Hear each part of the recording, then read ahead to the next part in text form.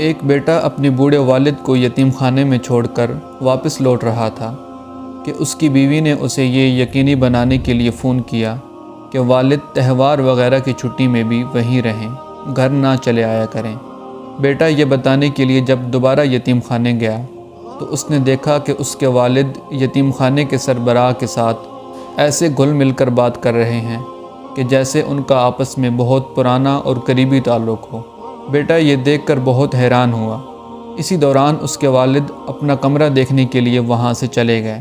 اپنا تجسس ٹھنڈا کرنے کے لیے بیٹے نے یتیم خانے کے سربراہ سے پوچھ ہی لیا کہ آپ میرے والد کو کب سے جانتے ہیں؟